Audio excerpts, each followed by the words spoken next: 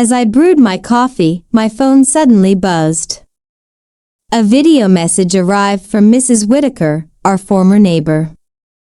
It had been years since I last heard from her. The mere sight of her name on my screen unearthed memories I believed were long forgotten. The communication was brief. Silence speaks volumes in the absence of words. I extend my deepest condolences regarding your parents. Today, I witnessed something truly astonishing. A knot formed in my stomach. I pressed play on the video. It stood as a church, one that felt intimately known. St. Albans, the very spot where I was brought for Christmas Eve services during my childhood. With a deliberate motion, the camera drew closer to the two figures poised at the podium. My guardians. My mother, adorned in black lace and pearls, delicately dabbing at her feigned tears. My father, rigid and grave, reciting from a sheet of paper with trembling hands.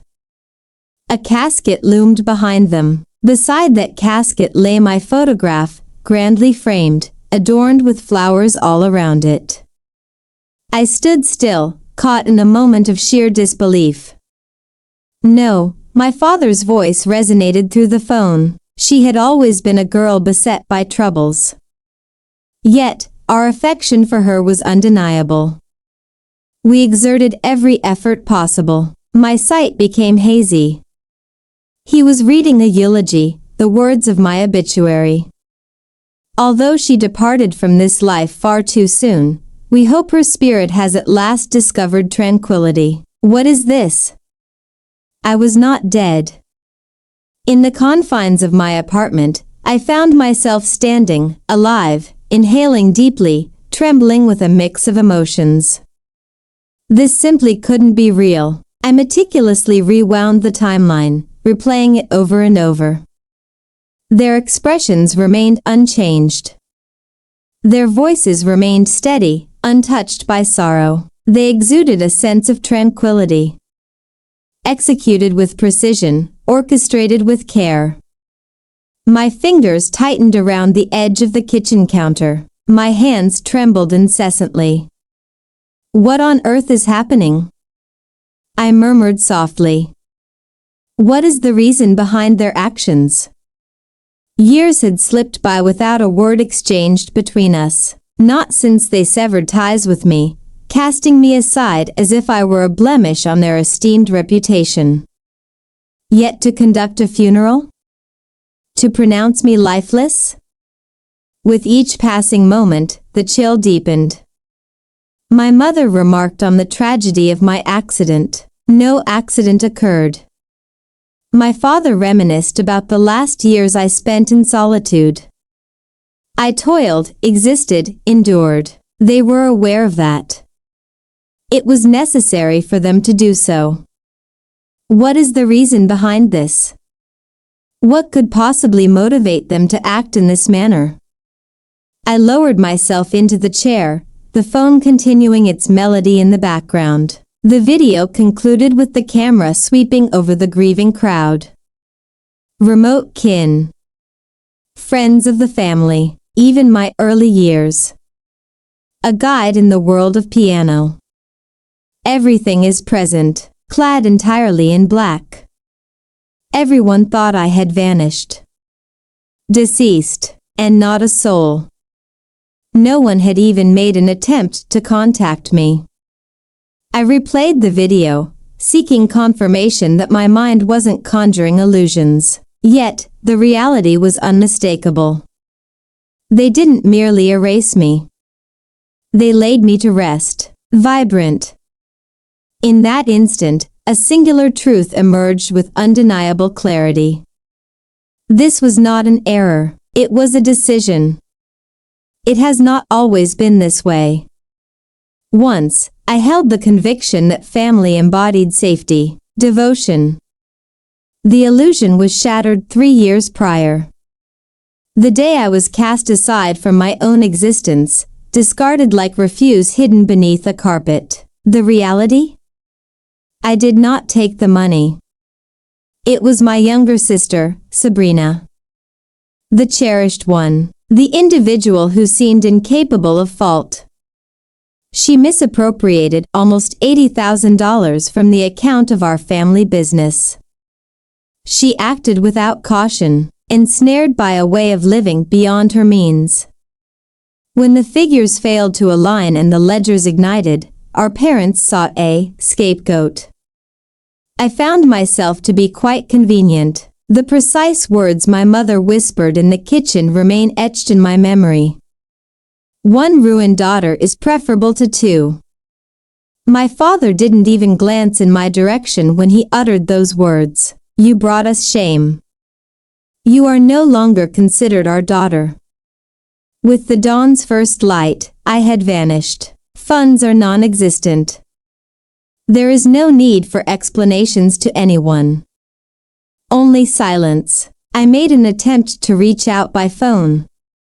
Messaging. I dispatched letters. Silence reigns. My number has been blocked. Upon reaching out to dear family friends, their responses abruptly ceased. One by one, doors that had once stood wide open now slammed shut. I transformed into a specter, not merely to them, but to the vast expanse of the world that had once recognized my existence. In the end, I succumbed to the actions typical of those who are shattered. I departed. I relocated overseas. Secured a position at a cafe. I have updated my phone number. Embraced the art of tranquility. I refrained from sharing anything online. I scarcely uttered my name. Yet, beneath the surface, I clung to a flicker of hope. Yearning for the day when a voice, any voice, would reach out, inquire about my well-being. Share it with me. It had all been an error. The anticipated day remained elusive. Instead, something far more dreadful occurred. Last year, I endeavored to renew my old email, yet it refused to proceed. Upon reaching out to support, I was informed that the account had been deactivated following a report indicating the user was deceased. My name was recorded as deceased in their system, in an official capacity. Through digital means. In totality, they had not merely disowned me. I was erased. Sleep eluded me that night. The video replayed incessantly in the theater of my thoughts. Their voices resonated.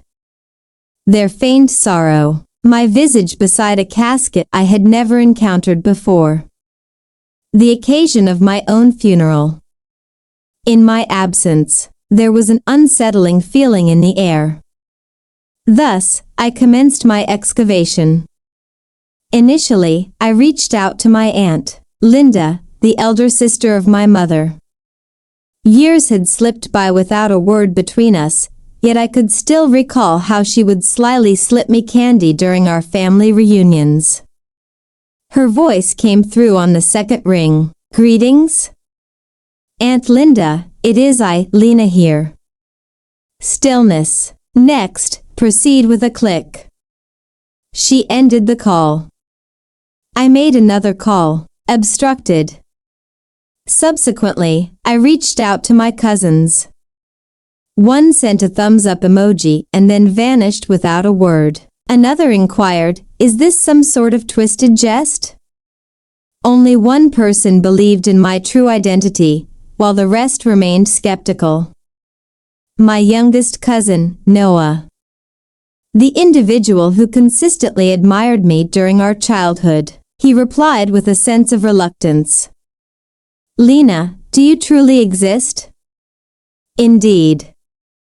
I seek to uncover the truth. What was shared with everyone? The typing bubble flickered for an extended moment. Then, they proclaimed, you have perished. In a collision involving vehicles, abroad. 3 years prior. My stomach plummeted. A narrative unfolded before them. It was mentioned that it occurred during your journey. That the hour had grown too late to welcome you back home. Cremation. The casket remained firmly shut. I almost let my phone slip from my grasp. Never had a car crash occurred. I had never possessed a car during my time overseas. A sudden shift occurred within me. I retrieved every document in my possession. Passport, stamps, records of rentals, documents pertaining to immigration. Until that moment, I had never experienced an accident. I had never vanished into thin air. I perused the online archives of the Public Records Office.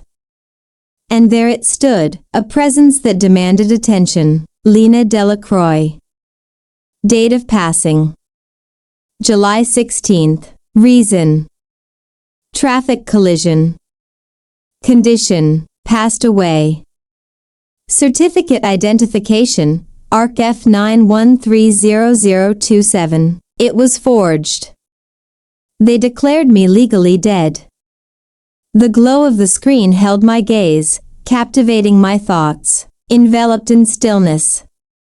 This was not grief. This was not denial. This was an elaborate concealment. What secrets lay beneath the surface, so valuable that they deemed it necessary to entomb me in darkness? I ought to have ceased my excavation. Yet, when the truth dawns that your own kin have entombed you in darkness, an insatiable need to uncover the reasons becomes paramount. In a forgotten corner of my memory, I stumbled upon the answer I had long overlooked. Sabrina's Instagram account. She had once more stepped into the spotlight, and there it stood, a silent testament to the moment. An enchanting display of vivid scenes. Snowy petals, pure and delicate, fountains of champagne. A gem as vast as a diminutive world. The wedding of Sabrina. All were present. Aunt Linda, her smile suggesting she hadn't just ended our conversation abruptly. My cousins, their glasses chiming together. Even great-uncle Harold, residing in a distant land, remained perpetually absent from every occasion. However, I am different. Not a single mention. No photographs at all. Not even a single wish could bring Lena here. I had vanished. Wiped away as if I had never been here at all. It wasn't until I examined it more closely. Amidst the vibrant atmosphere of the reception, one photograph captured a moment where a speech was unfolding. Here's to a moment worth celebrating. Her husband stood there, a smile gracing his lips, while beside him, my father held a wine glass, speaking into a microphone, a grin lighting up his face, under the caption, "To the one daughter who always made us proud." And there it lay, a moment suspended in time. The toggle. Not merely overlooked, substituted. Intrigued, I delved into the family business registry. With just a few clicks, a chill ran through my veins. 6 months after my passing, the trust fund my grandparents had established for me, covering college, startup capital, and everything else, was transferred to Sabrina. In a manner both lawful and subdued, she refrained from mourning my absence, instead choosing to capitalize on it. As I gazed upon her beaming visage, the sunlight danced upon her white dress, and a realization washed over me. My sister didn't merely take my place, she obliterated my existence. It was time to draw the line. If they sought my demise, they were about to witness the full extent of my vitality. The following morning, I entered a law office, clutching a pile of documents and a fierce determination burning within me. Stamps in a passport. Contracts of employment. Submissions of tax documents. Contracts for leasing. Records of flights. Evidence. Unyielding. Inexcusable. The young attorney seated at the desk appeared utterly bewildered. "Are you confronting your own mortality?" I pushed the counterfeit certificate across the table. I may not be gone, but I intend to linger in their shadows. He blinked, his head nodding slowly in acknowledgement. We shall commence with a complaint of fraud and a motion to annul the declaration of death. It may require patience, yet legally, time is not on my side, I interjected. It seems that I have a memorial to attend this Sunday. He raised his gaze. I remained unyielding. Earlier that day, a message arrived from an unfamiliar number. Only a single line. A memorial in your honor is scheduled for next Sunday at St. Albans, unnamed. No elaboration is necessary. Yet, I was familiar with the church. The address was known to me. It was indeed real. Thus unfolded my scheme. That night, I found myself gazing out from the window of my apartment. The urban landscape. Lights shimmer beneath me, akin to sparks yearning for fuel. They adorned me with falsehoods. Entombed me in quietude. Feigned my own absence. Yet, at this moment, at last, I found myself upon a stage. Allow them the space to mourn. Allow them to weep. Allow them to showcase their talents. And as the curtain rises, let us orchestrate a farewell that lingers in memory. St. Albans had never appeared so vibrant. Vehicles stretched along the road, resembling a somber procession. The imposing doors of the church creaked open, allowing a stream of mourners clad in somber black to enter. Weeping, softly murmuring, embracing one another as if sorrow had woven its way into their lives. I observed from a distance, standing across the street, a coat of deep black hue. Shades. Remain, unseen. It felt like a dream. It felt akin to witnessing a performance centered around a character that mirrored my own likeness. It resonated with my essence. Yet it wasn't me at all. The performance had commenced within the confines of the venue. The organ resonated with a hauntingly slow and tragic melody. The soft glow of candles danced beneath my photograph. The very no-he one employed in the fabricated obituary. The memory of that day lingers vividly in my mind. A genuine smile graced my face. In those days, my father took his place at the pulpit, expression grave. Voice resonating with just the right volume to be heard. She was beset by unease, yet our affection for her was undeniable. She wandered off the path. Even in her absence, our prayers for her return never wavered. My mother occupied the front row, delicately dabbing her tears with lace-trimmed tissues, as if she had rehearsed this moment for weeks.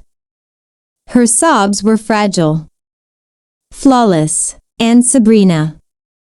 She stood next, pearls gripped tightly as if they were the only thing holding her heart together. Lena, my sister, was a tapestry of complexities. Yet she belonged to me. I longed for the chance to bid farewell.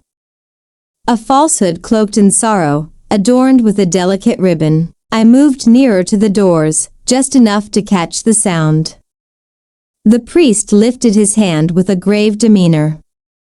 May she find eternal peace. With a deliberate breath, I released the air slowly. Not at this moment. The performance continued unabated, yet the protagonist had yet to make their entrance. Let us take a moment to pause in silence. The priest's voice resonated throughout the church, reminiscent of a concluding performance. All stood up, a collective movement echoing through the space. With heads bowed, eyes gently closed, and hands folded respectfully over hearts, there was a breathless pause as I pushed open the doors. The sound pierced through the air, intentional and precise. Two heavy oak doors creaked open, reminiscent of a tomb splitting apart. The frigid light from outside streamed in. Entering the church, I found myself enveloped by a beam of light cascading down the aisle, and I moved into it, with intention and care. Every heel strike on the marble floor resonated with the sharpness of a gunshot. Tap. Tap. Tap. The stillness shattered. Breathless whispers. A handful of individuals glanced over. Then, an abundance followed. Whispers unfurled with the intensity of wildfire. Could that be? It simply cannot be. The sound of a child's voice cut through the thick atmosphere. Mother? Could that be her? I removed my sunglasses. Our gazes intertwined. Expansive. Incredulous. Filled with dread. My mother's expression shifted. Her lips quivered delicately. Then she collapsed into a heap, a dramatic, theatrical swoon. Her body fell as if she had practiced it meticulously. My father's jaw dropped, the wine glass tumbling from his grasp. It fractured upon impact with the pew. Sabrina. Sabrina's gaze met mine, and time stood still. Her jaw tightened, the pearl necklace twisting in her grasp. A half-filled glass of champagne slipped from her grasp, cascading over her immaculate white shoes. The priest, taken aback, stepped back in disbelief. I continued my journey on foot. Every gaze in the room trailed my movements, as if uncertain whether they were witnessing a specter or the arrival of fate itself. Perhaps I embodied both aspects. I remained silent. I found it unnecessary. My presence resonated like thunder following the deceit, the outcome they fervently hoped would remain at bay. As I approached the front of the aisle, the atmosphere was thick with anticipation, as if the room itself had paused to inhale. I pivoted, met their gazes, and offered a smile. Allow the truth to unfold. There I was, positioned at the forefront of the church, directly beneath the gaze of my own portrait. The very no-he photograph they chose to commemorate me, to lay me to rest. I turned to face the crowd, dozens of eyes fixed upon me as if I had emerged from the depths of the grave. Very well, let them gaze. I cleared my throat, a single time, and broke the stillness with my voice. I've caught wind of my demise, yet here I stand, ready to set the record straight. A subtle wave coursed through the space. Not a soul stirred. Some clutched their phones tightly, yet their eyes remained unblinking, neglecting even the simplest act of capturing the moment. No accident occurred. There has been no unfortunate automobile accident abroad. The casket remained open, for the body was beyond recognition. I retrieved a folder from my coat, substantial and sealed, adorned with government insignias and marked with international dates. Here lie my passport stamps, my employment records, tax filings, and apartment leases. I have existed through the passage of time. I have been engaged in my work. I have been enduring. What I lost was solely them. I glanced at my parents. They announced my death to the world, forged the documents, filed a certificate, and once I was legally gone, I turned my gaze to Sabrina, who stood there, frozen, her fingers tightly gripping her pearls. Everything was transferred to her, my trust fund, my inheritance, my very life. Sabrina parted her lips, attempting to find her voice. I refused to allow her. Refrain. Relish the home you acquired with my funds. A whisper swelled into a roar. From behind, a voice murmured, "She possesses the evidence." Another inhaled sharply. Then, a phone was raised, its red dot pulsating with life. A figure stood behind the lens, capturing the unfolding scene. Excellent. Allow the world to perceive this funeral for what it truly represented, Not a goodbye, but a facade. I fixed my gaze on my father and declared, "You didn't lose a daughter. You discarded her. And now, you have the privilege of witnessing her return." The deceptions lay in ruins, and I had merely struck the spark. I glanced back one final time. My father's visage was ashen, while my mother remained quaking in her chair. Sabrina stood there, a shell of her former self, feeling utterly defeated, with no pearls left to grasp in her hands. "You interred me to shield your own selves," I stated with composure. "Yet I returned, to linger in your thoughts with the undeniable truth." Silence reigns, thick and absolute, devoid of shouts and falsehoods, a finality that weighs heavily in the air. Upon my exit, the resonant chimes of the church bells commenced their melodic tolling. How appropriate, a funeral bell, yet this time, it tolls not for me. With a decisive gesture, I passed the documents to my lawyer, sealing the deal with my signature at last. Page observe as the death certificate is ripped in two. The official declaration of my legal resurrection came with the opening of an investigation into fraud, false reporting, and embezzlement. Let them attempt to deceive now. Softly spoken, calm and composed. At times, one must perish in their realm to be resurrected in one's own, and this time I was not returning for absolution, I was returning for liberation.